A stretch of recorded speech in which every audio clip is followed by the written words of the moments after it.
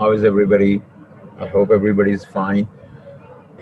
Okay, uh, so last time we finished our lecture regarding the compliance, right?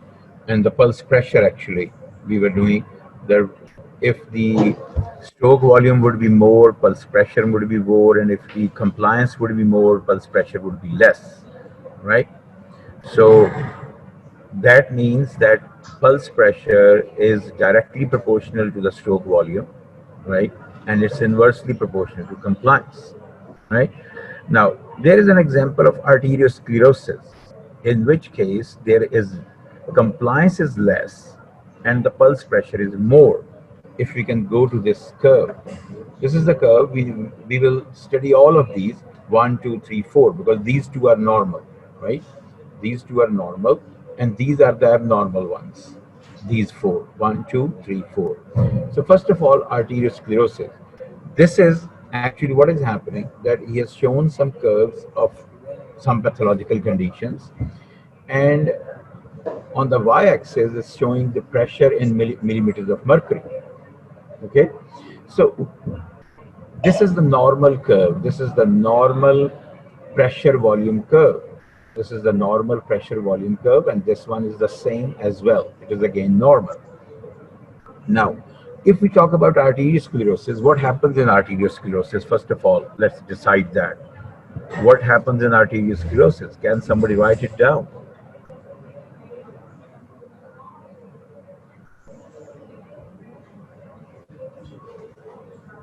Because there are two terminologies, atherosclerosis and arteriosclerosis.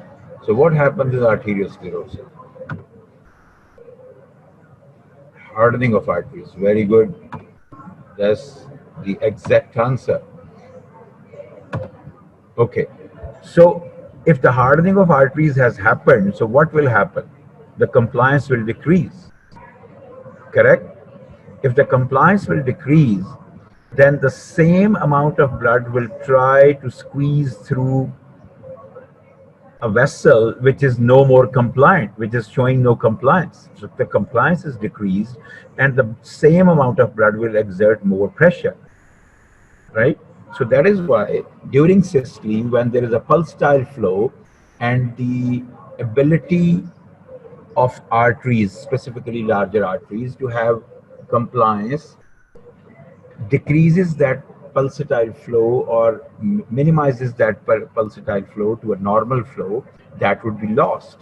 So what will happen? It will exert more pressure, and as you can see that during systole, it would be that instead of reaching 120, which is at rest, the maximum pressure reached in the aortic curve, the aorta will show around a pressure of 150 to 160 millimeters of mercury, because that would be due to the hardening of the arteries. It is not showing any more compliance. ठीक है, वो compliance नहीं आ रही है अब उसमें, compliance नहीं है तो accommodation नहीं हो रही ज़्यादा volume की. ठीक है, तो वो pulsatile flow जो है वो एकदम pressure को बढ़ाएगा. ठीक है, तो ड्यूरिंग सिस्टली प्रेशर जो है वो बहुत ऊपर चला जाएगा. ठीक, और ड्यूरिंग डायस्टली है वो वापस अपने उसी लेवल्स पे आ जाएगा जो उसके नॉर्मल लेवल्स. ठीक है, तो ये एक एग्जांपल है पल्स प्रेशर के बढ़ने की, यानी कि एक पैथोलॉजिकल कंडीशन है जिसमें का पल्स प्रेशर बढ़ रहा है. ठीक है, and pulse pressure was the difference between the systolic and diastolic, systolic and diastolic, systolic and diastolic. ये सिस्टोलिक है, ये डायस्टोलिक है. ये सिस्टोलिक है. This is the systolic pressure. This is the diastolic pressure. Systolic blood pressure को और diastolic blood pressure को हम define कैसे करते हैं exactly, ये अभी आगे आ जाएगा. ठीक है, लेकिन अभी आप सिर्फ इसको इतना याद रख लें कि normally जो है वो pulse pressure जो है वो क्या है? It is the difference between the systolic and diastolic pressure, जो कि usually 120 systolic होता है और 80 diastolic होता है, और 40 जो है 40 mmHg जो है वो usually at rest normal pulse pressure होता है. ठीक है, now when there is arteriosclerosis, so as we have said कि the hardening of arteries हो जाएगी, and there would be no more compliance available or very little compliance available. So that's why the pulsatile flow coming from the heart would increase the systolic pressure to huge amounts, and that goes well above 120, almost 160. ठीक है, next condition है aortic stenosis. Aortic stenosis में क्या हो रहा है, आपने देखें कि इसमें जो एम्पलीट्यूड है कर्व का वो बहुत कम है, it's very small amplitude. Aortic stenosis में पहले ये हम डिटरमिन कर लेते हैं कि एओर्टिक स्टेनोसिस में होता क्या है। अ वेल्व इज स्टीनोज्ड, एओर्टिक वेल्व जो है वो स्टीनोज्ड हो गया, यानी कि नैरो हो गया, उसमें से passage of blood is very difficult. ठीक है, बड़ा थोड़ा ब्लड आगे जाएगा ड्यूरिंग सिस्टली। तो अगर थोड़ा ब्लड आगे जाएगा तो ऑफ कोर्स एओर्टा में ब्लड थोड़ा जाएगा तो वहां प्रेशर भी थोड़ा हो जाएगा। ठीक है, लेकिन वो वापस अपना वापस 80 पे आ जाएगा। देखो इस इन दिस केस वो ऑलमोस्ट 100 तक भी नहीं पहुंचा, ऑलमोस्ट 90-95 के राउंड ही रह गया। इंस्टेड ऑफ रीचिंग 120 वो 90-95 के राउंड ही रह गया, जो सिस्टोलिक प्रेशर है। डायस्टोलिक उतना ही है। ठीक है, डायस्टोलिक में कोई इशू नहीं है, क्योंकि डायस्टोलिक अपना नॉर्मल बिहेव कर रहा है, लेकिन सिस्टोलिक में इशू आ रहे हैं। ठीक है, so in this case pulse pressure जो है वो कम हो जाएगा। आर्टीरियोस्क्लेरोसिस में पल्स प्रेशर बढ़ा था और इसमें पल्स प्रेशर कम हो जाएगा, क्योंकि बहुत कम ब्लड जो है due to a stenosed valve, due to a narrowed valve, एक वेल्व जो नैरो हो चुका है उसमें से बड़ा कम ब्लड निकल के वेंट्रिकल से एओर्टा में जाएगा। ठीक है, when there will be less blood, so that means कि वहां पे प्रेशर भी कम होगा। तो वो कौन सा प्रेशर होना चाहिए during systole? Systolic blood pressure होना चाहिए। ठीक है, तो जब सिस्टोलिक ब्लड प्रेशर इतना कम हो गया और डायस्टोलिक वही रहा, तो पल्स प्रेशर कम हो गया। Okay, done. उसके बाद एक तीसरी कंडीशन आती है, आपने पढ़ी होगी, और अगर नहीं पढ़ी तो फिर आप पढ़ लेंगे इसको सर्कुलेशन में। Patent ductus arteriosus. ये डक्टस आर्टीरियोसिस जो है ये एक डक्ट होती है ड्यूरिंग फीटल लाइफ, और around 6 to 8 hours after delivery of the baby ये जो डक्ट है ये क्लोज हो जाता है। ठीक है, इस डक्ट का पर्पस क्या है? इस डक्ट का पर्पस ये है ड्यूरिंग फीटल लाइफ कि during fetal life lungs are almost non functioning. Lungs अपना काम नहीं कर रहे होते, दे आर कोलैप्स्ड, एल्वेलाई उसमें कोलैप्स्ड होते हैं। ठीक है, इसलिए वहां पर ब्लड जाने का कोई मकसद नहीं है। ठीक, एल्वेलाई में ब्लड जाने का कोई मकसद नहीं है, क्योंकि वहां गैसियस एक्सचेंज तो होनी ही नहीं है। There would be no gaseous exchange taking place in the fetus, in the fetal lung. Gaseous exchange तो होगी बट थ्रू मदर होगी। ठीक है, थ्रू प्लेसेंटा होगी, थ्रू मदर होगी। ठीक, फीटस के अपने लंग्स ने नहीं करनी। ठीक, तो इसका मतलब है कि उसमें तो जो ब्लड फ्लो है वो लंग्स को बाईपास करता है। ठीक, जब वो लंग्स को बाईपास करता है और when that baby is delivered, और ये क्लोज नहीं होती है डक्ट, जिसे डक्टस आर्टेरियोसिस कहते हैं, और इसीलिए इस डिजीज को, इस कंडीशन को कहते हैं patent. Patent means open, open ductus arteriosus. तो जब ये ओपन रह जाती है इवन आफ्टर डिलीवरी, ठीक है, ये जिसको हम अमूमन कहते हैं कि जी उसके दिल में सुराख है, तो वो यही है। ठीक है, वन ऑफ द सुराख्स। और भी हैं, और भी डक्ट्स हैं, और भी वेल्व्स हैं जो ओपन ओपन रह जाते हैं, तो वो भी हम कहते हैं कि ये भी दिल में सुराख। ठीक है, तो दिस पेटेंट डक्टस आर्टेरियोसिस, अब अगर ये अब एक न्यू बॉर्न बेबी में ये ओपन है तो क्या होगा? What will happen? ठीक है, so half or more of the blood pumped into the aorta by the left ventricle flows immediately back through the open duct, to the open duct into the pulmonary artery and lung blood vessels, क्योंकि ये initially किसको ये bypass कर रहा था? Lungs को। ठीक है, तो बजाय पल्मोनरी आर्टरी में जाने के ब्लड कहाँ जा रहा था? पहले सीधा एओर्टा में जा रहा था। अब वो पल्मोनरी आर्टरी में जाएगा, वहां से लंग्स में जाएगा, वहां से वापस वो जाएगा लेफ्ट एट्रियम में, वहां से वो पंप होगा। लेकिन जब वो पंप होता है तो वो वापस आ जाता है, क्योंकि ये पेटेंट डक्टस आर्टेरियोसिस है। ये डक्ट ओपन है, इसको क्लोज हो जाना चाहिए ताकि वो ब्लड वापस ना आ सके। ठीक है, तो ये वापस आ जाता है पल्मोनरी आर्टरी में और लंग की ब्लड वेसल्स। ठीक, तो इसका मतलब क्या हुआ कि इनिशियली ड्यूरिंग सिस्टली तो प्रेशर बढ़ेगा। ड्यूरिंग सिस्टली, अब हम अगर वापस उस डायग्राम पे जाएं तो ड्यूरिंग सिस्टली तो हार्ट ने अपना पूरा जोर लगा के एओर्टा में ब्लड फेंक दिया। ठीक है, तो ड्यूरिंग सिस्टली तो एओर्टा में प्रेशर हमें ज्यादा फील होगा।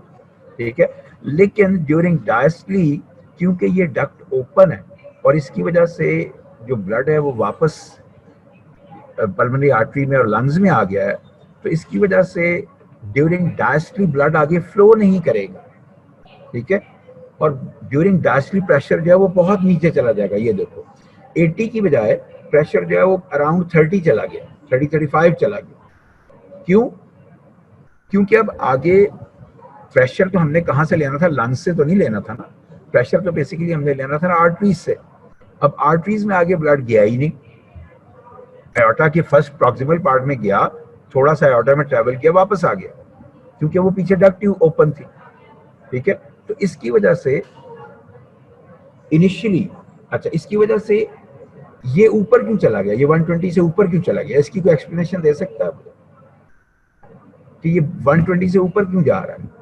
ब्लड वापस आ जाता है, हार्ट को क्या करना पड़ेगा, heart will try to pump more and more blood, क्योंकि टिश्यूज को ऑक्सीजन, ब्लड नहीं मिल रहा, न्यूट्रिएंट्स नहीं मिल रहे। तो what will heart do? Body को क्या मैसेज जा रहा है, हार्ट को क्या मैसेज जा रहा है? बॉडी को ये मैसेज जा रहा है कि जी टिश्यू हाइपोक्सिया है। ठीक है, तो उसको ओवरकम करने के लिए बॉडी क्या कर सकती है? It can increase its heart pumping ताकि ज्यादा, लेकिन that would be of no use, उसका कोई फायदा नहीं होगा। Pumps more, very good. ठीक है, तो वो ज्यादा पंप करेगा, तो उसकी वजह से वो और ज्यादा विगरसली पंप करेगा। जब वो विगरसली पंप करेगा तो ड्यूरिंग सिस्टली तो प्रेशर ऊपर चला जाएगा, लेकिन during diastole due to this patent ductus arteriosus वो सारा blood most of the blood वापस आ जाता है, मोर देन हाफ वापस आ जाता है, और before the next systole starts, और वो जो हमारा डायस्टोलिक प्रेशर है वो बहुत नीचे चला जाता है। ठीक है, वो बजाय 80 पे रहने के वो अराउंड 40 से भी नीचे चला गया, अराउंड 35 चला गया। सो इसकी वजह से भी again there would be a huge difference between the systolic pressure and the diastolic pressure. ठीक है, तो पल्स प्रेशर बढ़ जाएगा। अच्छा, अब एक चौथी कंडीशन आई है आयोटिक रीगर्जिटेशन। रीगर्जिटेशन होती है ब्लड का वापस आ जाना। ठीक है, किसी चीज का अपने नॉर्मल रूट पे चलते जाना एक बात है, यूनिडायरेक्शनल चलते जाना एक बात है, और वहां से उसका वापस आ जाना, एबनॉर्मली वापस आ जाना, इज रीगर्जिटेशन। इसी तरह जब आप, मैं एक रीगर्जिटेशन की एग्जांपल आपको, एक तो बड़ी क्लियर एग्जांपल है जो यहाँ से है कि लेफ्ट वेंट्रिकल ने ब्लड को पंप किया इन एओर्टा। एओर्टा का अगर एओर्टिक वाल्व काम कर रहा होता, कॉम्पिटेंट होता, इनकॉम्पिटेंट वाल्व ना होता, तो वो ब्लड को वापस ना आने देता। ठीक है, तो आयोटिक रिगर्जिटेशन में क्या होता है कि ब्लड जो है वो आयोटा से, वेंट्रिकल से, लेफ्ट वेंट्रिकल से आयोटा में जरूर जाता है। ठीक है, लेकिन वहां ज्यादा देर स्टे नहीं कर सकता, वापस आ जाता है, क्योंकि वो जो back flow of blood normally होता है उसको प्रिवेंट करने के लिए नॉर्मली क्या होता है, हमने पढ़ा था कार्डिक साइकिल में, the aortic valve closes. But in this case, there is no aortic valve, no competent aortic valve which will close properly. If it will not close properly, what will happen? There would be backflow of blood into the ventricle. So when there would be a backflow of blood into the ventricle, तो इसका मतलब ये हुआ कि during diastole again arteries में, systemic arteries में pressure बहुत कम हो जाएगा, तो डायस्टोलिक प्रेशर वुड फॉल। और क्योंकि ब्लड वापस आ रहा है, अगेन टिश्यू हाइपोक्सिया हो रहा है, तो the blood would, the heart would pump more vigorously, जिसकी वजह से अगेन ये देखो ये फिर अराउंड 160 गया हुआ है सिस्टोलिक। ठीक है, तो सिस्टोलिक एक दफा तो ऊपर जाएगा मैक्सिमम, लेकिन फिर डायस्टोलिक भी बहुत नीचे गिर जाए। So again there would be a condition of increased pulse pressure. ठीक है, तो ये कुछ कंडीशन है जिनमें पल्स प्रेशर एबनॉर्मली चेंज हो जाता है। ये पैथोलॉजी है, ये फिजियोलॉजिकल नहीं। ठीक है, ये सब पैथोलॉजिकल कंडीशंस। ठीक, आई डोंट थिंक इसमें कोई कंफ्यूजन है, it was pretty straight forward. ये सारे वही हैं, ये वही लिखे हुए हैं सारे आगे। Pumps more vigorously to provide nutrients to the tissues. Diastolic pressure falls very low before the next heartbeat, क्योंकि little blood is moving through the arteries in diastole. ठीक है, and there is increase in blood pressure. Aortic regurgitation में ऐसा ही है। ठीक है, उसमें भी ऐसा ही हो रहा है। हाँ, इसमें एक और बात है aortic regurgitation में, इसमें इसके कर्व में देखो, इसमें आपको कहीं ये इंसुयरा नजर नहीं आ रहा, हर कर्व में ये इंसुयरा है, ये नॉच है। हमने पढ़ा था ना कार्डिक साइकिल में एक चीज थी इंसुयरा, ये इसमें नहीं नजर आ रही। क्यों नहीं नजर आ रही? Can somebody write that? कि why can't we have an insura in aortic regurgitation?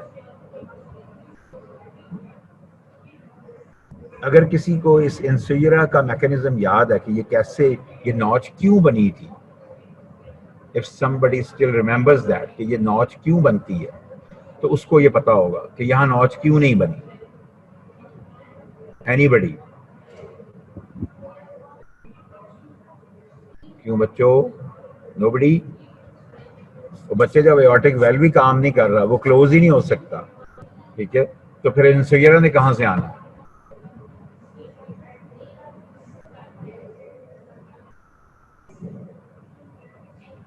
Delay की वजह पर पता नहीं, ये नहीं समझ आई। नो एओर्टिक वेल्व, ठीक है, वेरी गुड। ये क्या है? डिले की वजह से बनती हैं, डिले की वजह से नहीं बनती मेरे बेटे, ये बैक फ्लो की वजह से बनती है, ठीक है जी, ठीक है बेटा। मेरी रिक्वेस्ट है आपसे कि प्लीज ये उर्दू को इंग्लिश में ना लिखा करो, for God sake don't do this. आप तो बिल्कुल ही this is a sort of a classroom, तो कम से कम इसको चैटिंग तो ना बना दो बिल्कुल। ये तो आपने वो जो चैट करते हो ना आप अपनी उस पे, ये आपने वो बना दिया इसको। This is painful, honestly this is painful, so don't do it. चलो खैर, ठीक है, बिल्कुल आपने लिखा ठीक है कि ब्लड वापस जाने की कोशिश करता है, वो तो करता है, लेकिन उसको रोकता कौन है? Aortic valve. जब एओर्टिक वेल्व काम ही नहीं कर रहा तो फिर इंसिगरा कहाँ से आएगा? ठीक है, तो इस वजह से नहीं आया। ठीक, चलिए आगे चलते हैं।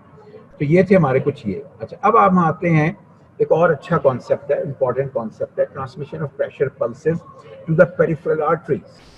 पेरिफेरल आर्टरीज में जो प्रेशर पल्सेस है, ये जो हम कहते हैं कि जी हमने यहाँ पे पल्स ली है रेडियल आर्टरी पे, हमने पल्स ली है जी कैरोटिड आर्टरी पे, हमने पल्स ले ली फेमरल आर्टरी से, हमने पल्स ले ली डॉर्सैलिस पीडस आर्टरी पे। सबसे कॉमन तो वैसे रेडियल पल्स, ठीक है, जो हम लेते हैं। तो ये ट्रांसमिट कैसे होती है, ये वहां तक कैसे पहुंचती है? ये जो ब्लड, ये जो हार्ट से ब्लड पंप करता है, तो इसकी पल्सेशन हम वहां पर कैसे फील करते हैं? ये क्या मैकेनिज्म है? ठीक है, तो इनिशियली जो है वो ये होता है कि हार्ट जब इजेक्ट होता है, हार्ट जब पंप जब ब्लड जब इजेक्ट होता है, it is pumped out of the heart into the proximal part of aorta. तो या इनिशियली बिल्कुल शुरू में ये तेजी से आगे मूव नहीं करता, क्योंकि इस ब्लड का एक अपना इनर्शिया होता है। इनर्शिया तो समझते हैं ना आप? इनर्शिया जो है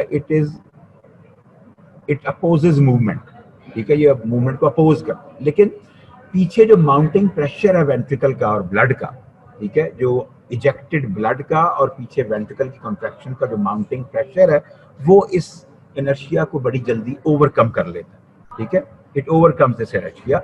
और एक wave front of distension moves farther along the aorta. अब वो क्या चीज है, वो मैं आपको ये दिखाता हूँ। ये देखो, ये डायग्राम, ये एक्चुअल, ये जो एरो है, ये जो एक डिमार्केशन है, ये वाली, this is the actual blood flow. और ये जो डॉटेड ब्लैक डॉटेड लाइन है, this is the wave front, ठीक है। ये पल्स प्रेशर वेव है जो कि एक्चुअल ब्लड फ्लो से आगे चलती है, it moves ahead of the actual blood flow, ठीक है। और ये जो वेसल वॉल्स हैं उनमें ज्यादा मूव करती है, ठीक। जैसे जैसे ब्लड जो है वो डिस्टेंड करता है, जैसे जैसे ब्लड जो है वो डिस्टेंड करता है every coming segment of vessel को, तो उस वेसल से आगे ये वेव फ्रंट्स जो हैं, ये ब्लड फ्लो, जहाँ ब्लड फ्लो एक्चुअली हो रहा होता है उससे कुछ आगे जो है ये वेव फ्रंट्स ट्रेवल करते हैं in the form of pulse pressure waves, ठीक है। इसमें 3 जगह दिखाया हुआ, ये यहाँ भी ऐसे ही है, यहाँ भी ऐसे ही है। ब्लड फ्लो पीछे है, जो पल्स प्रेशर वेव है वो आगे है, ठीक है। एक कॉन्सेप्ट तो ये रख लो अपने दिमाग में, ठीक है। अच्छा, तो अब हमने इससे इस डायग्राम से और स्लाइड से हमने व्हाट वी हैव लर्न कि इनिशियली जो है वो ब्लड तेजी से मूव नहीं करता due to its inertia, but then the mounting pressure from the contraction of the atria and the ejected blood, वो उस इनर्शिया को ओवरकम करता है और एक वेव फ्रंट ऑफ डिस्टेंशन, ठीक है, एक डिस्टेंशन की वेव फ्रंट जो है वो मूव करती है फार्दर अलोंग द एओर्टा। इसको हम कहते हैं पल्स प्रेशर वेव, ठीक है। नाउ इसकी वेलोसिटी कैसी होती है, किन वेसल्स में ज्यादा होती है, किन वेसल्स में कम होती है? इसकी वेलोसिटी, इस पल्स प्रेशर वेव, क्योंकि हमने क्या कहा कि ये पल्स प्रेशर वेव जो है it's a wave which is moving ahead of actual blood flow. ये एक प्रेशर वेव है जो कि एक्चुअल ब्लड फ्लो से आगे मूव कर रही होती है, ठीक है, through the walls of the vessel. ठीक, नॉर्मल एओर्टा में ये 3 to 5 मीटर्स पर सेकेंड है। लार्जर आर्टरीज में, जो एओर्टा की जो लार्जर ब्रांचेज हैं, उसमें 7 to 10 मीटर्स पर सेकेंड है, और स्मॉल आर्टरीज में ये 15 to 35 मीटर्स पर सेकेंड है। तो हम देख रहे हैं कि जैसे जैसे आर्टरी का साइज स्मॉल होता जाता है, इसकी वेलोसिटी, इस पल्स प्रेशर वेव की वेलोसिटी बढ़ती जाती है। ठीक है, अब ये किस चीज कर रही है, क्यों ऐसा हो रहा है? The greater the compliance of the vascular segment, the slower the velocity. जितनी उस वेसल की या वैस्कुलर कंप्लायंस की, उस वैस्कुलर सेगमेंट की कंप्लायंस ज्यादा होगी, इसकी वेलोसिटी कम होती जाएगी। ठीक है, ठीक, इसीलिए स्लो ट्रांसमिशन है एओर्टा में एंड मच फास्टर ट्रांसमिशन है in the much less compliant small distal arteries, क्योंकि जो डिस्टल आर्टरीज है एओर्टा में कंप्लायंस ज्यादा होती है as compare to its branches and then the further systemic distal arteries. ठीक है, तो इसलिए एओर्टा में वेलोसिटी कम है और उनमें वेलोसिटी ज्यादा है, क्योंकि उनमें कंप्लायंस कम है। एओर्टा में कंप्लायंस ज्यादा है, यहाँ वेलोसिटी कम है, वहां पे कंप्लायंस कम है, वहां वेलोसिटी ज्यादा है। ठीक है, तो ये इसका बेसिक सा सिंपल सा प्रिंसिपल। ठीक, ये प्रेशर पल्स वेव का। अच्छा, एओर्टा में वैसे उसने बताया कि the velocity of transmission of the pressure pulse is 15 और more times the velocity of blood flow. ये इस बात को और ज्यादा कंफर्म कर रहा है जो भी हमने पहले की थी, कि ब्लड फ्लो को हम वहां फील नहीं करते जहां हम पल्स ले रहे होते हैं, वहां हम पल्स प्रेशर वेव को फील कर रहे होते हैं। ठीक है, which is a consequence of blood flow, but it is moving ahead of the blood flow. It is a consequence of the blood flow, distension caused by the blood flow, लेकिन it is moving through the walls of the vessel ahead of the blood flow.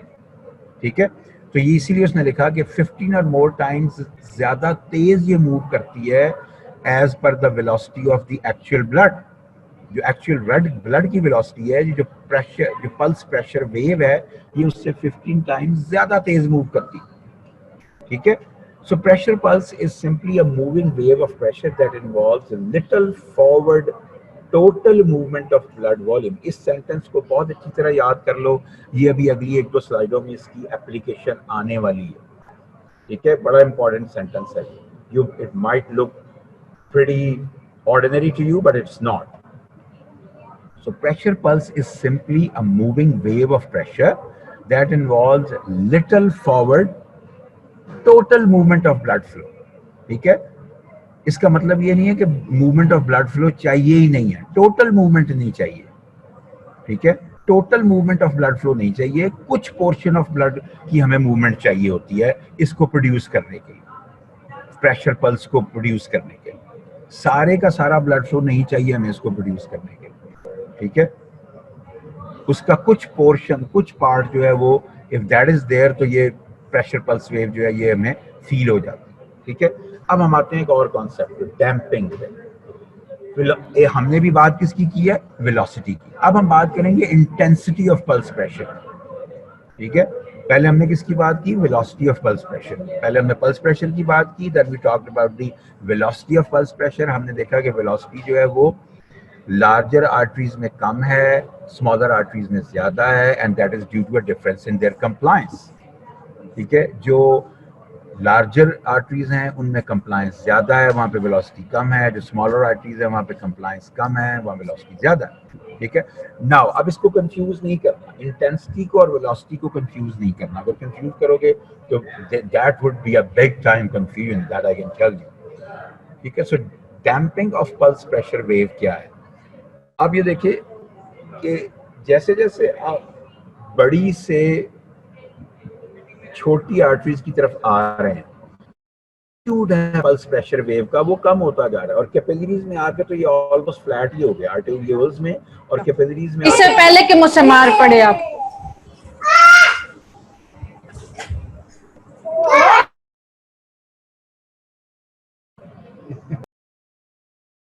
बेटा मारना किसी को नहीं है, don't beat anybody, that's not a good thing to do. अच्छा, तो तो बेटा ये अभी अच्छा अनम्यूट हो गया, ठीक है हो गया, ओके। सो इसमें इस डायग्राम में हमने जो एक चीज ऑब्जर्व करनी है वो ये करनी है कि फ्रॉम जैसे जैसे हम as we are moving towards the smaller arteries, तो ये हमारा जो एम्पलीट्यूड है पल्स प्रेशर वेव का, या हम कह सकते हैं कि उसकी जो इंटेंसिटी है वो कम होती जा रही है। ठीक है, हमने कहा था कि स्मॉलर में उसकी वेलोसिटी बढ़ती है लेकिन उसकी इंटेंसिटी कम हो रही है। ठीक है, स्मॉलर में उसकी क्या रीजन है? ठीक, डैम्पिंग क्यों होती है, इसको हम कहते हैं डैम्पिंग। ये जो इसकी इंटेंसिटी कम हो रही है इसको हम कहते हैं डैम्पिंग ऑफ प्रेशर पल्स। इसको डिफाइन हम कैसे करते हैं? Progressive diminishing of the pulsation intensity in the periphery. ठीक है, पेरिफेरी में जैसे हम पेरिफेरल आर्टरीज में जा रहे हैं तो ये इसकी जो इंटेंसिटी है वो कम होती जा रही है या इसकी डैम्पिंग बढ़ रही है। ठीक है, प्रेशर पल्स की। इसकी रीजंस क्या है? दो रीजंस है, एक resistance to blood movement in the vessel and compliance of the vessels. ठीक है, इसका मतलब क्या हुआ कि रेजिस्टेंस जितनी ज्यादा होगी उतनी मूवमेंट ऑफ ब्लड, वहां पे ब्लड फ्लो उतना मुश्किल हो जाएगा। ठीक है, और क्योंकि हमने कहा था कि पल्स प्रेशर को, पल्स प्रेशर वेव को मेंटेन करने के लिए जरूरी है कि कुछ पार्ट ब्लड का यहाँ फ्लो करता रहे। ठीक है, जैसे ये नीचे लिखा हुआ है मैंने, the greater the resistance the more difficult it is to maintain a small amount of forward flow. हमने वहाँ ये कहा था ना कि हमें small amount of forward flow चाहिए, total amount of forward flow नहीं चाहिए। ठीक है, it's difficult to maintain even a small amount of forward flow necessary to move the pulse wave for with greater intensity so that next segment of the vessel may be distended. ठीक है, ये चीज है जो small arteries में हो रही है क्योंकि वहां पे कंप्लायंस कम है, सॉरी वहां पे रेजिस्टेंस ज्यादा है। पहली बात, पहले वहां क्योंकि वहां पे रेजिस्टेंस ज्यादा है। ठीक है, इसलिए it is difficult to maintain a small amount of forward blood flow, जो कि जरूरी है पल्स प्रेशर वेव को मूव करने के लिए from one segment to the other with greater intensity.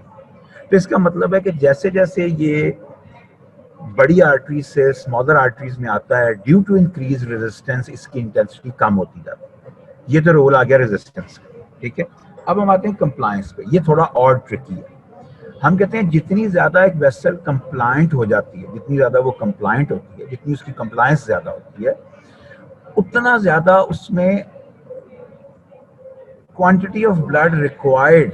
ठीक है, अब हम यहाँ कहने का मतलब हमारा ये है कि हम कह ये रहे हैं कि अगर कंप्लायंस बढ़ेगी तो डैम्पिंग भी बढ़ेगी। वहां हमने क्या कहा था कि कंप्लायंस बढ़ेगी तो वेलोसिटी कम हो जाएगी। यहाँ हम कह रहे हैं कि अगर कंप्लायंस बढ़ेगी तो डैम्पिंग भी बढ़ेगी। ठीक है, तो कंप्लायंस अगर बढ़ रही है तो क्या हो रहा है?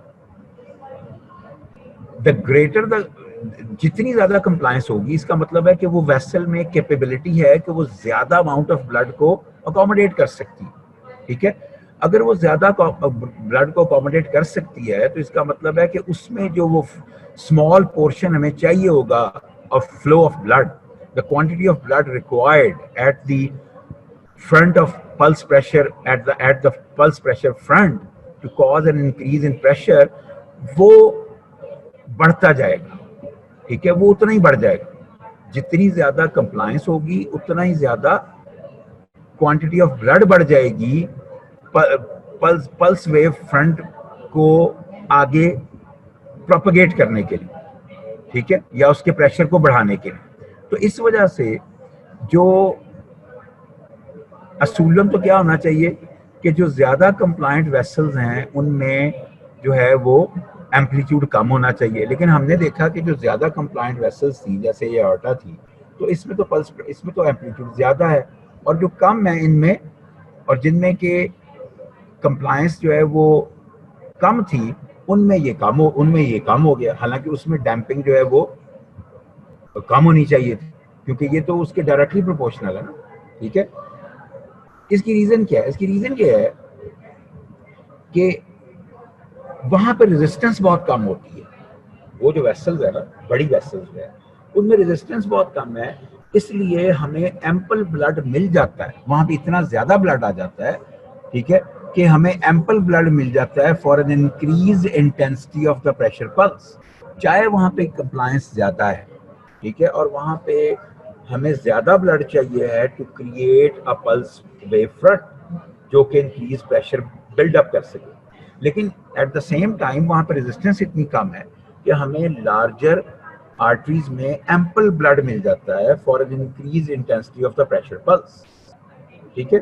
ये रीजन है कि वहां पे हमें in spite of having increased compliance and the requirement कि जी वहां पे ज्यादा ब्लड फ्लो हमें चाहिए, हमें इतना ब्लड फ्लो मिल जाता है कि वो उस जो कंप्लायंस वाले फैक्टर को, विच इज अ फैक्टर विच अगर ज्यादा कंप्लायंस हो तो हम कहते हैं कि वो ज्यादा डैम्पिंग कॉज करेगी, तो वो उसको ओवरकम कर जाता है, ठीक है, ड्यू टू लेस रेजिस्टेंस, ठीक है।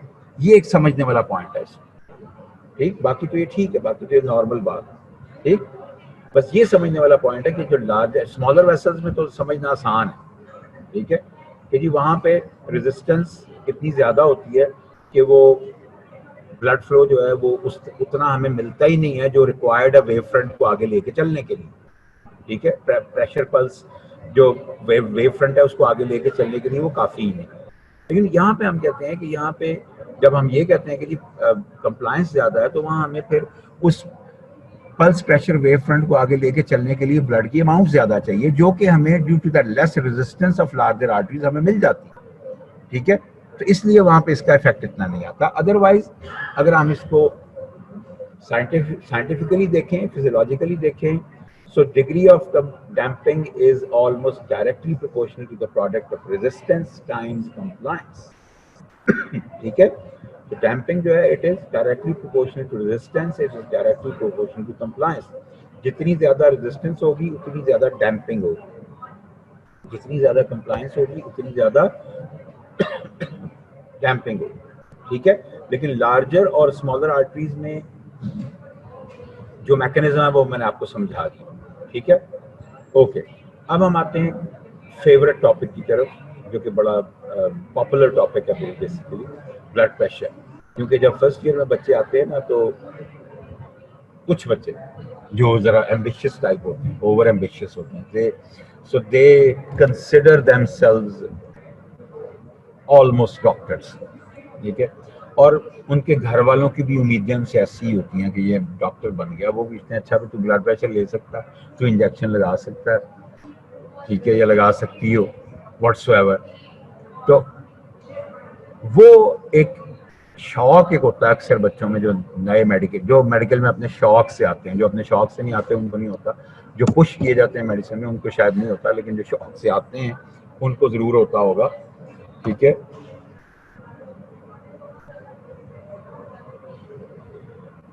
ठीक, अच्छा, तो इसलिए हम ब्लड प्रेशर को थोड़ा सा डिटेल में पढ़ते हैं, ठीक है। जितना पढ़ा गया मैं कोशिश करूंगा कि ब्लड प्रेशर वाला चैप्टर हम आज क्लोज करें, ओके। आसान है, इसमें मुश्किल बात कोई नहीं। सबसे पहले इसकी डेफिनेशन, ये डेफिनेशन बड़ी एग्जैक्ट है और इसको एज इट इज याद करो। एग्जामिनर्स पूछते हैं, थ्योरी में लिखनी आ जाए तब भी आपने ये लिखनी है, अगर वाइवा में पूछ ले तो तब भी आपने ये बताना। So it is the lateral pressure exerted by the blood on the unit surface area of a large artery, ठीक है। ये इसकी डेफिनेशन है। लैटरल प्रेशर बहुत जरूरी है, exerted by the blood on the unit surface area of a large artery, ये भी बहुत जरूरी है। यूनिट्स इसके मिलीमीटर्स ऑफ मर्करी हैं, करने को हम इसको सेंटीमीटर्स ऑफ वाटर में भी कर सकते हैं, ठीक है। लेकिन वो जब आप प्रैक्टिकल करेंगे तो तब मैं आपको समझाऊंगा, या जो भी डेमोन्स्ट्रेटर आपको करा रहे होंगे वो समझाएंगे जब हम एक्चुअली आपको प्रैक्टिकल करवाएंगे कि हम इसको सेंटीमीटर ऑफ वाटर में क्यों नहीं मेजर करते और क्यों नहीं हम इसको उसमें एक्सप्रेस करते, ठीक है। हम क्यों मिलीमीटर ऑफ मर्करी को ही प्रेफर करते हैं। अच्छा, अब आते हैं जी इसकी दो, आगे ब्लड प्रेशर को आगे हम दो टाइप्स में करते हैं, सिस्टोलिक एंड डायस्टोलिक, ठीक है। सिस्टोलिक प्रेशर जो है इन दोनों की भी अलग अलग डेफिनेशन है, जो कि इसी से ही डिराइव्ड है, जो हमने एक जनरल डेफिनेशन की है ब्लड प्रेशर की। सिस्टोलिक और डायस्टोलिक की जो डेफिनेशन है वो इन्हीं से ही डिराइव्ड है, ठीक है। अच्छा, तो सिस्टोलिक प्रेशर जो है इसमें एक इसकी जो एक थोड़ी सिग्निफिकेंट बात है वो ये है कि it increases moderately in old age, and this is due to arteriosclerosis, वही हार्डनिंग ऑफ आर्टरीज जो भी हम पढ़ रहे हैं, ठीक है। और दूसरी टाइप इसकी डायस्टोलिक है। अब हम इनको डिफाइन करते हैं वन बाय वन कि सिस्टोलिक क्या है, डायस्टोलिक क्या है। सिस्टोलिक प्रेशर क्या है? Systolic pressure is maximum lateral pressure, ठीक है। वो क्या था? सिर्फ लैटरल प्रेशर। सिस्टोलिक प्रेशर क्या है? Maximum lateral pressure exerted by the blood on the unit surface area of a large artery during systole. ये systolic pressure. I would advise कि आप ये लिख लीजिए। Probably you might not find those easily. मिल तो जाएंगी आपको इस तरह की डेफिनेशन एग्जैक्ट लिखी हुई, लेकिन आपको ढूंढनी पड़ेंगी। If they are right now in front of you, grab a pen and paper and write them, ठीक है, लिख लो, अच्छे रहोगे। ये अच्छी डेफिनेशन है, ठीक है जी। तो ब्लड प्रेशर की डेफिनेशन हो गई, सिस्टोलिक की हो गई। अब हम आगे डायस्टोलिक पे। डायस्टोलिक की डेफिनेशन में इट इज द, वो क्या था? सिस्टोलिक क्या था? मैक्सिमम था। डायस्टोलिक में it's the minimum lateral pressure exerted by the blood on the unit surface area of a large artery during diastole. वो सिस्टली में था, ये डायस्टली में है। वो मैक्सिमम प्रेशर था, ये मिनिमम प्रेशर है। और कौन सा प्रेशर है? लैटरल प्रेशर है। और किस पे एग्जर्ट हो रहा है? On the unit surface. Who is exerting it? Blood is exerting it, and it is being exerted on what? It is being exerted on the unit surface area of a large artery, ठीक है। तो ये भी लिख लो, एक important definition है। लेकिन आप अब आगे हम थोड़ा फर्दर और ज्यादा इंफॉर्मेटिव चीजों की तरफ चलते हैं। ब्लड प्रेशर को मेजर करने के तीन मेजर तरीके। आर्टीरियल कैथेटराइजेशन, ए लिखना भूल गया मैं यहाँ पे, दैट डजंट मैटर। अच्छा, आर्टीरियल कैथेटराइजेशन का मतलब यह है कि आप एक कैथेटर जो है वो डायरेक्ट किसी आर्टरी के अंदर प्लेस कर दें और एक प्रेशर मेजरिंग डिवाइस उस कैथेटर के साथ लगी हो और वहां से आप डायरेक्ट प्रेशर ले लें। But this is an invasive procedure. हम जहां भी इन्वेसिव प्रोसीजर को क्लिनिकल प्रैक्टिस में हम इन्वेसिव प्रोसीजर को जब भी अवॉइड कर सके हम जरूर अवॉइड करते हैं, ठीक है। अगर हमारा काम, जैसे हम ईसीजी करते हैं, ठीक है, तो ईसीजी हम हार्ट से जाके क्यों नहीं लेते डायरेक्टली? इन्वेसिव हो जाता है, हम नहीं लेते, ठीक है। हम ईसीजी चेस्ट वॉल से ही ले लेते हैं, लिम्स पे इलेक्ट्रोड्स लगा के ले लेते हैं, क्योंकि हमारा काम उससे बेहतरीन चलता है, ठीक है। That serves a purpose. तो ठीक है, हमें क्या जरूरत है इन्वेसिव प्रोसीजर्स में जाने की, ठीक है। तो ये यूजुअली यूज नहीं होता। इट कैन बी डन, लेकिन यूजुअली यूज नहीं होता। जो यूज होते हैं वो पैल्पेटरी है और ऑस्कल्टेटरी है, ठीक है। और इनके लिए जो इंस्ट्रूमेंट यूज होता है उसको हम कहते हैं स्फिग्मोमैनोमीटर। स्फिग्मोमैनोमीटर, ठीक है। जो इंस्ट्रूमेंट इसके लिए यूज होता है, जो हम आपको लैब में भी दिखाएंगे अपनी, जब इफ एंड व्हेन, जब whenever this whole fiasco and this chaos it ends up, तो फिर इंशाल्लाह हम आपको वहां दिखाएंगे, ठीक है। अच्छा, तो अब हम आते हैं, अब देखो यहाँ भी मैंने पैल्पेटरी पहले लिखा ऑस्कल्टेटरी से, और यहाँ मैं डिस्क्रिप्शन भी पहले पैल्पेटरी की दे रहा हूँ, ठीक है। इसकी एक सिग्निफिकेंस है। पैल्पेटरी मेथड का सबसे बड़ा जो ड्रॉबैक है वो ये है कि इससे हम यूजुअली अब वैसे नए मेथड्स आ गए हैं जिससे हम के पैल्पेटरी मेथड से डायस्टोलिक प्रेशर भी ले लेते हैं। अदरवाइज जो हमारा ट्रेडिशनल मेथड था उससे हम पैल्पेटरी मेथड से जो है वो डायस्टोलिक प्रेशर नहीं लेते थे, उससे सिर्फ सिस्टोलिक प्रेशर मिलता था, डायस्टोलिक नहीं मिलता, ठीक है। तो ये इसका ड्रॉबैक है, लेकिन इसकी दो सिग्निफिकेंसेस ऐसी हैं कि इसको करना मस्ट है, ठीक है। पहले हम इसका ब्रीफली इसका प्रोसीजर देख लेते हैं। कफ किसकी? स्फिग्मोमैनोमीटर की। उसकी कफ जो है उसको हम रैप करते हैं around the upper arm, almost 1 inch above the elbow, ठीक है। एल्बो जॉइंट से हम 1 इंच अबव उसको रैप करते हैं। अभी हमने उसको इन्फ्लेट नहीं किया, सिर्फ रैप किया, ठीक है। उसके बाद हम रेडियल पल्स को आइडेंटिफाई करते हैं विद 3 फिंगर्स। ये 3 हमारी जो फिंगर्स होती हैं, index, middle and ring finger, in 3 fingers से हम रेडियल पल्स को आइडेंटिफाई करते हैं, ठीक है। और रेडियल पल्स को हम जो है वो लोकेट करके आइडेंटिफाई करके उस पर हम तीनों फिंगर्स अपनी रख लेते हैं उसको फील करने के लिए, ठीक है। अब हम कफ को इन्फ्लेट करते हैं। अब कहां तक इन्फ्लेट करते हैं? टू द पॉइंट कि जहां पे पल्स डिसअपियर हो जाए।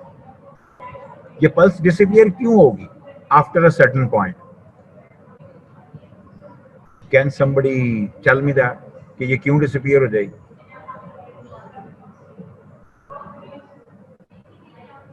एनी गेस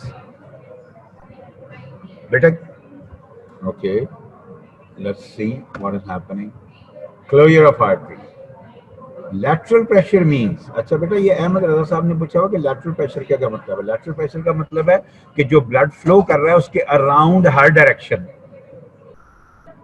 ठीक है, जो ब्लड फ्लो कर रहा है उसके अराउंड हर डायरेक्शन में ये प्रेशर एक्सर्ट हो रहा है, सिर्फ वेसल की एक साइड की वॉल पे नहीं हो रहा, ठीक है। और ऑफ कोर्स ये बात भी मोहम्मद हसन नहीं हसीब बिन शाद और कुदसिया याकूब एंड फरहान जफर, इन्होंने ऑलमोस्ट ठीक बात लिखी हुई है कि बाहर से प्रेशर पड़ता है, आर्टरी ओक्लूड हो जाती है, क्लोजर ऑफ आर्टरी हो जाता है, ठीक है। तो उसकी वजह से हम उससे कोई 10 mm ऊपर ले जाते हैं, क्योंकि जब हम इन्फ्लेट कर रहे होते हैं तो हमारी नजर, हमारे कान क्या सुन, सॉरी कान तो यहाँ नहीं सुन रहे होते इसमें पैल्पेटरी मेथड में, हमारी जो 3 फिंगर्स हैं वो क्या फील कर रही होती हैं? रेडियल पल्स की पल्सेशन, ठीक है। और हमारी आंखें क्या देख रही होती हैं? हमारी आंखें देख रही होती हैं जो हमारा स्फिग्मोमैनोमीटर है उसका मर्करी कॉलम, ठीक है, वो कहाँ तक चला गया। तो जहां पे पल्स गायब हुई हमने 10 मिलीमीटर ऑफ मर्करी उससे ऊपर चले जाना है, ठीक है। इसके बाद कफ को हम स्लोली डिफ्लेट करते हैं, और ये डिफ्लेशन जो है it is usually at the rate of 2 to 3 millimetre of mercury पर सेकेंड। ये ड्रॉप होनी चाहिए, इससे ज्यादा तेज ड्रॉप नहीं होनी चाहिए, अदरवाइज हम उस अपनी रीडिंग जो है हमारी फॉल्टी हो जाएगी, ठीक है। हम इतनी तेजी से पिक नहीं कर सकेंगे, दोनों को आपस में कोऑर्डिनेट नहीं कर सकेंगे, अपनी फिंगर्स की पल्सेशन को और अपनी आंखों की रीडिंग को आपस में कोऑर्डिनेट नहीं कर सकेंगे, ठीक है। तो इसलिए इसको हम एक इससे ज्यादा तेज रेट पे हम नीचे नहीं लाते। हम कब कहते हैं कि हमने वी हैव सीन और we have determined the systolic pressure on palpatory method? जबकि पल्स रीअपीयर होती है, पहले डिसअपीयर हो गई थी, ठीक है। तो जब पल्स रीअपीयर होती है तो that is the systolic pressure, estimated systolic pressure, ठीक है। So that is the estimated systolic pressure, ठीक। तो ये इसका बड़ा सिंपल सा मेथड है पैल्पेटरी। अब हमने देखना यह है कि पैल्पेटरी हम कहते हैं कि हमेशा ऑस्कल्टेटरी से पहले होना चाहिए। इसकी सिग्निफिकेंस क्या है, क्यों? हालांकि इसका एक डीमेरिट हमने बताया कि ये सिर्फ और सिर्फ हमें सिस्टोलिक बीपी बताता है, डायस्टोलिक नहीं बताता, as per the traditional and जो हमारा जो है कन्वेंशनल या ट्रेडिशनल जो हमारा मेथड है पैल्पेटरी, उससे हम सिर्फ ऑस्कल्टेटरी उससे हम सिर्फ सिस्टोलिक ब्लड प्रेशर निकालते हैं, डायस्टोलिक नहीं निकालते, ठीक है। लेकिन इसका फायदा क्या है? इसके बेटा दो फायदे, दो बड़े ही इसके अच्छे फायदे। एक फायदा तो ये है कि ये एक हमें फेयर, मैंने कहा था ना कि फेयर एस्टिमेट दे देता है सिस्टोलिक प्रेशर का before we go on to perform the auscultatory. आगे मैंने वर्ड लिखा हुआ है एगनी ब्रैकेट में, इसका क्या मतलब है? Can somebody tell me, explain, किसी के माइंड में आता है कि इसका क्या मतलब है? ये एगनी क्या लिखा हुआ?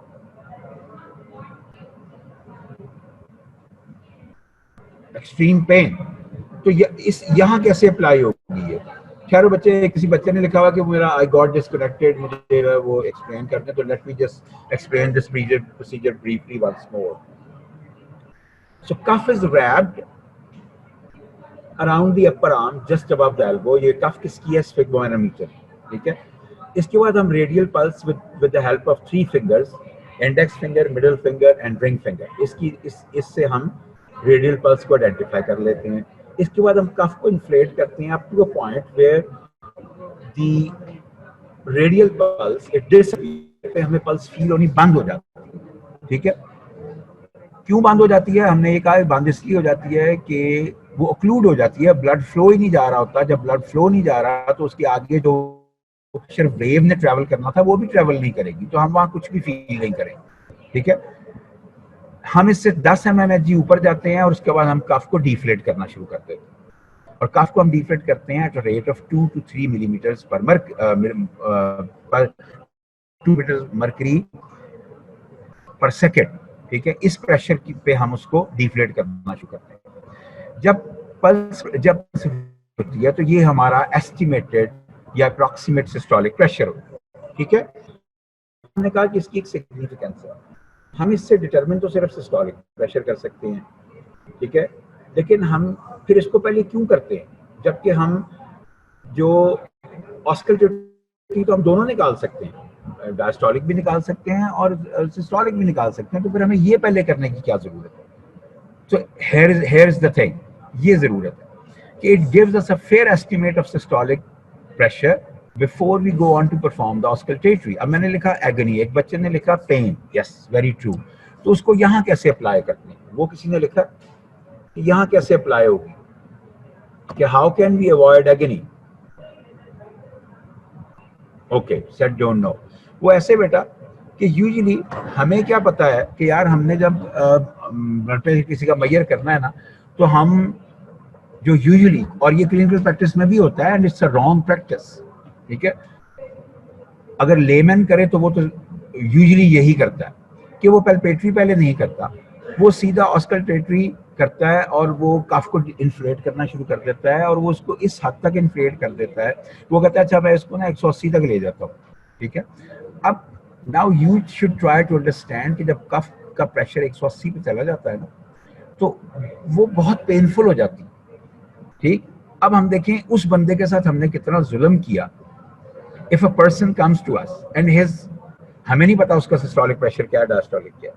ठीक है, हम सीधा उसका बाय ऑस्कल्टेटरी मेथड जो है वो हम उसका प्रोसीजर स्टार्ट कर देते हैं, उसका मेजरमेंट स्टार्ट कर देते हैं और हम 180 पे ले जाते हैं। अब अगर उस बेचारे का सिस्टोलिक प्रेशर था ही 120 या 130 था, तो हम वहाँ 180 पे क्या करने गए थे? सिर्फ उसको एगनी देने, पेन देने।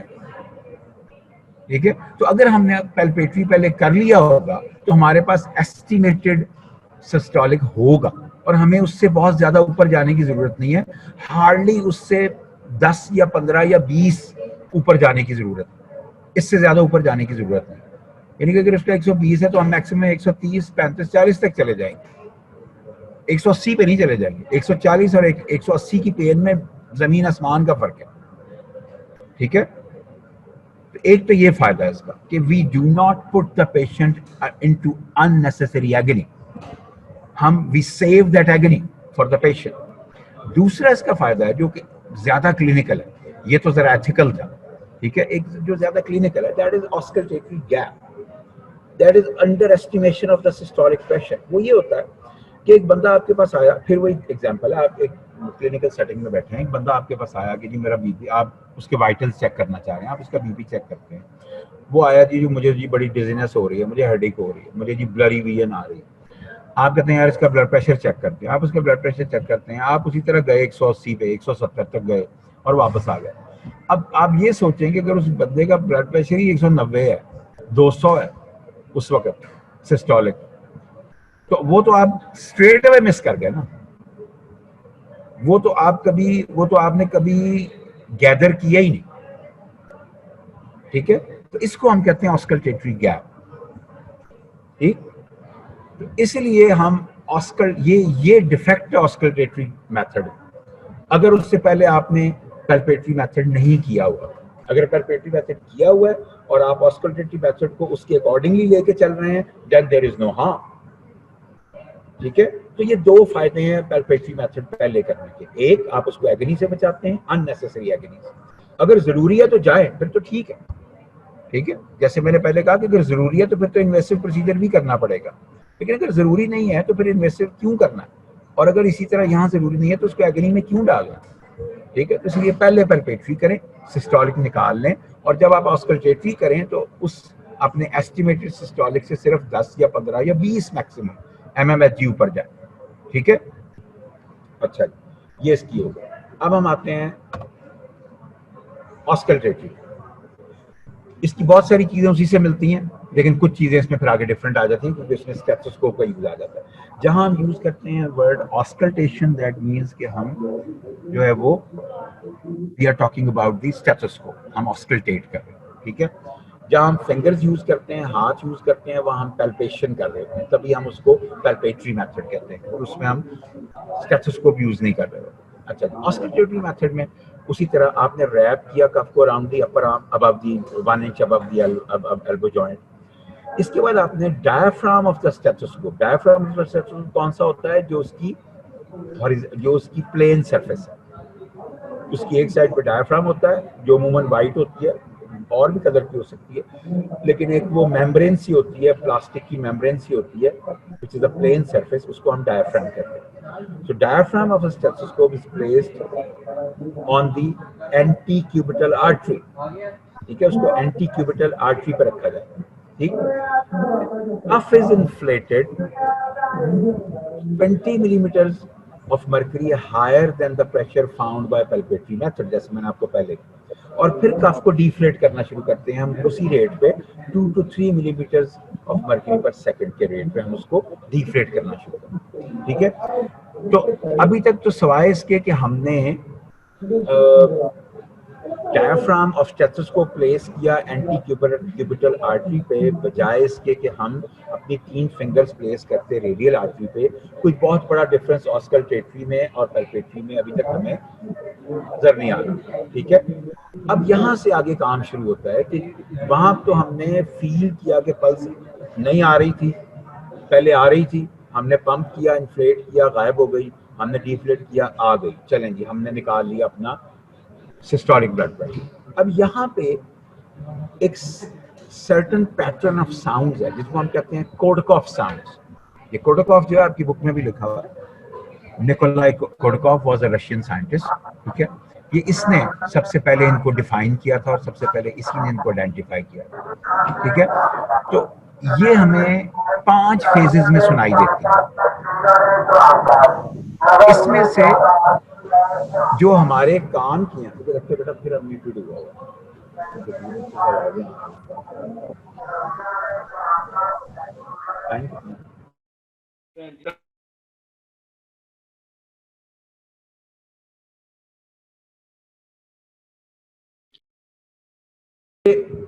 Nikolai Nikolai Korotkoff was the scientist, Russian scientist, जिसने सबसे पहले इनको आइडेंटिफाई किया था। ये हम ड्यूरिंग दिस फेज, जब हम ये ब्लड प्रेशर मेजर कर रहे होते हैं, तो हम इसकी 5 फेजेस सुनते हैं, लेकिन इसमें से हमारे कान की जो है वो 2 है, ठीक है।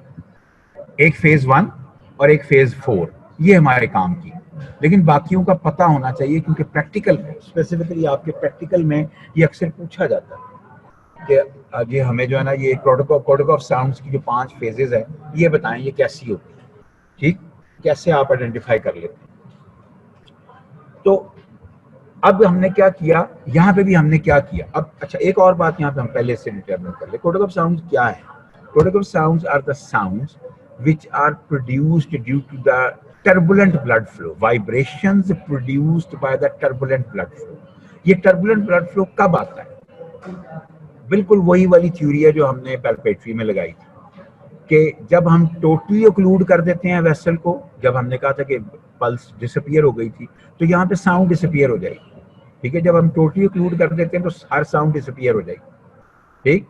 साउंड डिसअपियर हो गई, उसके बाद हमने उसको डिफ्लेट करना शुरू किया, ठीक। जब हमने डिफ्लेट करना शुरू किया, हमने वैसे साउंड डिसअपियर पे नहीं करना, हमने तो अपने जो एस्टिमेटेड पैल्पेटरी से लिया हुआ है उससे 20 mmHg ऊपर जाके तो हमने वहां से उसको डिफ्लेट करना शुरू कर दिया, ठीक है। और एक जो फर्स्ट फेज आती है साउंड्स की, वो आती है first appearance of clear repetitive tapping sounds. अब ये तो आप जब तक सुनेंगे नहीं, आपको इनकी एग्जैक्ट आइडेंटिफिकेशन नहीं हो सकती, ठीक है। यहाँ तो सिर्फ हम इसको थ्योरेटिकली आपको एक्सप्लेन कर सकते हैं कि ये कैसी होती हैं, क्लियर होती हैं, रेपिटेटिव होती हैं, टैपिंग होती है। और जब ये साउंड आती है तो हम कहते हैं कि it is coinciding approximately with the reappearance of pulse, और इसको हम कहते हैं सिस्टोलिक ब्लड प्रेशर, ठीक है। इसलिए मैंने कहा था कि इसमें से जो हमारे कान की हैं वो पहली है और चौथी है, ठीक है। तो कोडकॉफ साउंड्स का प्रोडक्शन का मैकेनिज्म क्या हुआ, it is it is it is it is heard as a consequence of vibrations produced due to the turbulent blood flow. और ये turbulent blood flow कब आता है? जब वेसल जो है वो पार्शली ओक्लूडेड होती है। जब हमने उसको पूरा इन्फ्लेट किया होता है कफ को, तो तब वो टोटली ओक्लूडेड होती है, और जब हमने उसको टोटली रिलैक्स किया होता है कफ को, तो वो टोटली ओपन होती है। तो ना तब कोई हम साउंड सुनते हैं, ना बाद में हमको साउंड सुनते हैं, ठीक है। तो इसीलिए बेस्ट ये है कि जो बेस्ट साउंड जो हम 5 फेजेस हम डिस्क्राइब करते हैं, वो बेसिकली ज्यादातर उनमें से 4 फेजेस वो हैं जो कि ओक्लूडेड, पार्शियली ओक्लूडेड वेसल से आती है, ठीक है, पार्शियली ओक्लूडेड वेसल से आती है। तो पहली फेज हमने क्या बताई? It is a clear repetitive tapping sound. दूसरी फेज जो है उसमें साउंड जो है वो सॉफ्टर हो जाती है, थोड़ी लॉन्गर हो जाती है, ठीक है, और उसकी क्वालिटी जो है वो इंटरमिटेंट मरमर से मिलनी शुरू हो जाती है। अब आप इंटरमिटेंट मरमर क्या है वो मैं आपको इस वक्त एक्सप्लेन नहीं कर सकता, इतना बता सकता हूँ कि murmurs are abnormal heart sounds, normal नहीं, एबनॉर्मल हार्ट साउंड, ठीक है, जो किसी पैथोलॉजी की वजह से आते हैं, वो मरमर्स होती हैं। तो ये उस तरह की साउंड होती है, सॉफ्टर, लॉन्गर ड्यूरेशन, ठीक।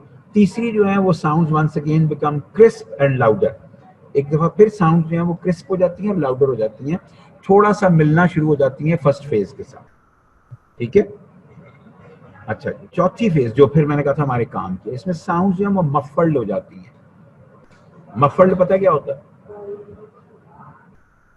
गाबल्ड सी हो जाती हैं, एक तो बड़ी डिम हो जाती हैं, ठीक है, मतलब थोड़ी सी डिफिकल्ट टू रिकॉग्नाइज हो जाती हैं, टू आइडेंटिफाई हो जाती है, मफल्ड साउंड हो जाती है, ठीक है। और ये लेस डिस्टिंक्ट हो जाती हैं, इनको डिस्टिंक्ट करना मुश्किल हो जाता है, सॉफ्टर हो जाती हैं, और इस पे हम कहते हैं कि डायस्टोलिक प्रेशर हम मेजर करते हैं। यानी कि जैसे ही हमें वो क्लियर टैपिंग साउंड आएगी, तो हमारे कान वो सुन रहे होंगे और हमारी आंख क्या देख रही होगी? मर्करी कॉलम ऑफ स्फिग्मोमेनोमीटर कि उस पर क्या रीडिंग चल रही है। फिर हम उसको ड्रॉप करते जाएंगे, नीचे आते जाएंगे, ठीक है, और जैसे ही साउंड जो वो मफल होगी तो हम देखेंगे कि अब इस वक्त क्या रीडिंग आ रही है मर्करी कॉलम पर, वो हमारा डायस्टोलिक हो जाएगा। पहला हमारा सिस्टोलिक था, ये हमारा डायस्टोलिक हो जाएगा। साउंड जो है ये डिसअपीयर हो जाती हैं कंप्लीटली, पांचवी फेज। कुछ अथॉरिटीज कहती हैं कि इसको कंसिडर किया जाना चाहिए एज डायस्टोलिक, ठीक है, लेकिन यूजुअली इसको हम नहीं करते।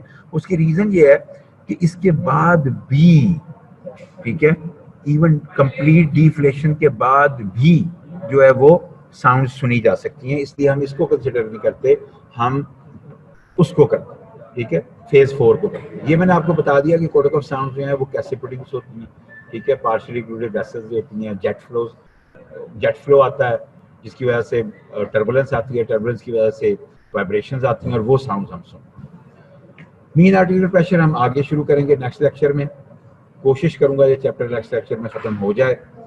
अगर आपके कोई क्वेश्चंस हैं तो you can always write them down. अव्वल तो बड़ा सिंपल है, and I have done my best, I have tried my best कि मैं इसको बेस्ट पॉसिबल वे में एक्सप्लेन कर सकूं।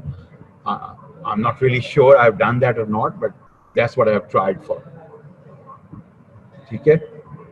चले, thank you kids, thank you for listening, take care, take good care of yourself.